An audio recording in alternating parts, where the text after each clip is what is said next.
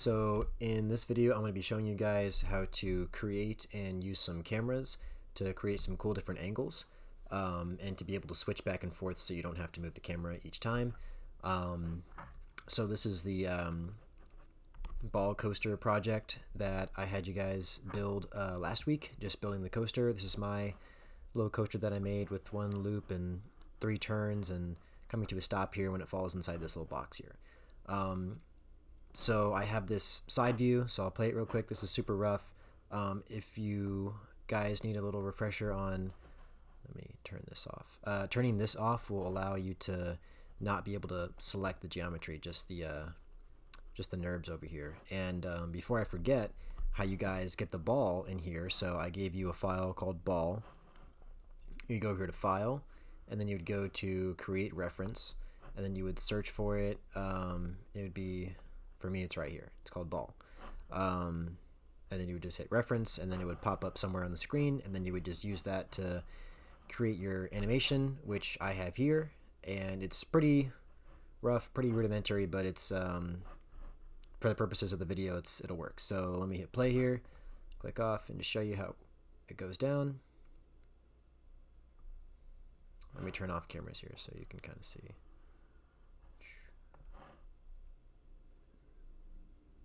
So you probably noticed I had a camera that was following the ball, which is what one of the things I'm gonna show you guys how to do.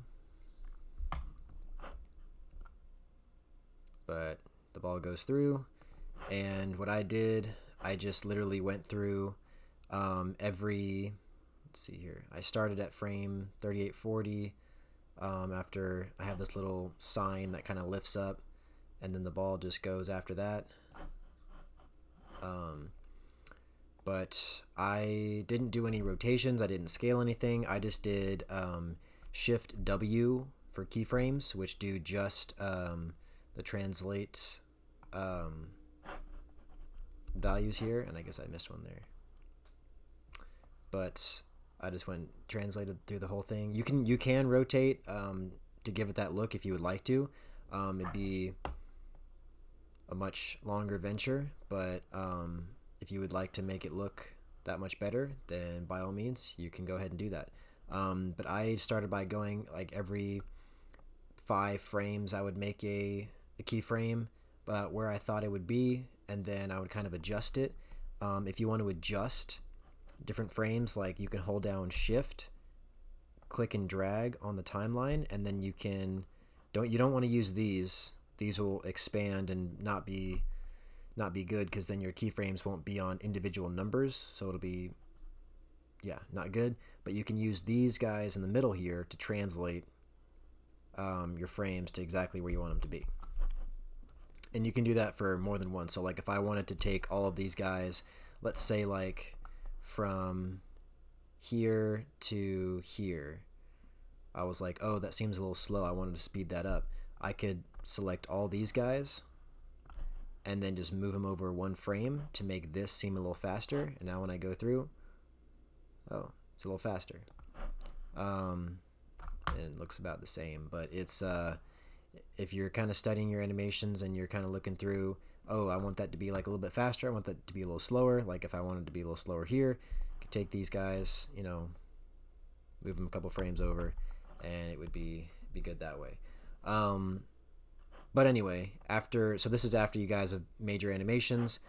Your ball is going through your coaster, it's all said and done, and you have to create a play blast. So I'm gonna have you guys create 3 different play blasts from 3 different angles, and I'm gonna check your Maya file so that way I know for sure you guys have 3 different cameras. One can be perspective, so how you find your different cameras and how I'm gonna check is if you go up here to panels, perspective, and you guys, before you create any cameras, it'll just say perspective over here, or persp. But I have camera 1, camera 2, and perspective. So right now I'm in camera 2, but if I shift to perspective, it'll hit a different angle from over here. Let's see, like there. And then if I go to camera 1, it'll go to this over here. So I'm going to go back to camera 2 to kind of show the wide angle.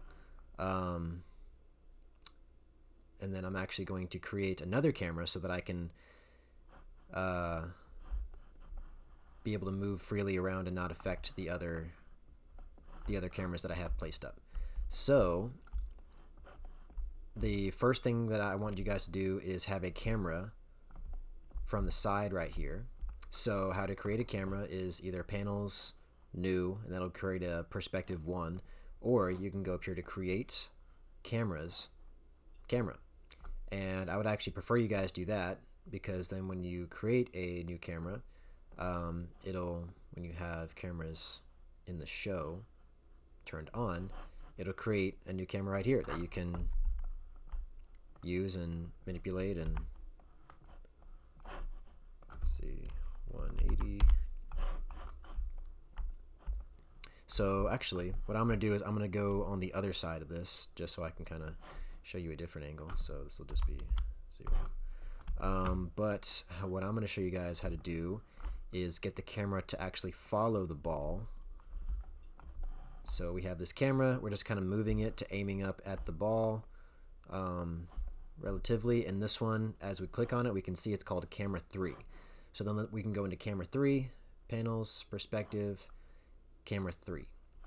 So we can kind of move it, but just realize that whenever you're moving the camera, you're like moving an actual object. So we got it lined up here in the middle. I can go back to my perspective, which is perspective 1 for me. It'd be perspective for you guys. And what I can do is I can constrain this camera to this curve that you use to animate the ball by clicking that one first. Make sure you're in the rigging tab, selecting the curve first, hold down shift, select the camera, go to constrain, and then you want to go into the options box for point constrain. Make sure maintain offset is on, and then hit add.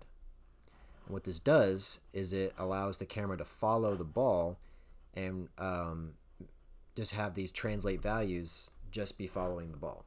So then if I go back into, it was camera 3, if I go back into camera 3, whenever I hit play, it'll be following the ball completely all the way through the animation.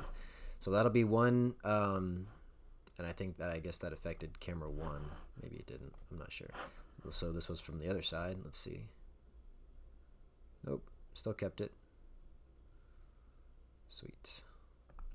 Okay, so that was one of them. Go back to my perspective.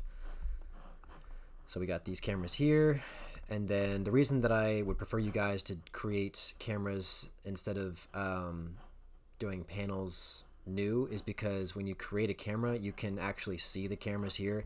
If you create a new perspective, you can't really select or manipulate it, so you wouldn't be able to constrain it to anything like that. But for the purpose of the video, I'm kind of just showing you, so your cameras should all say camera, not perspective. There should only be one perspective. But let me go back into persp, which was my camera 3. This was my third angle that I chose. I was gonna have you guys do a side angle, a camera that follows the ball, and then a third interesting one that you could choose. I liked this one. I also liked there was another one from like a top view, or whichever view you think shows off your ball coaster the best. So when I hit play, it kind of just goes through.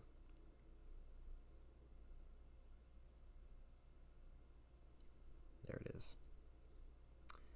And yeah, I'm just looking for a play blast for all 3 of these.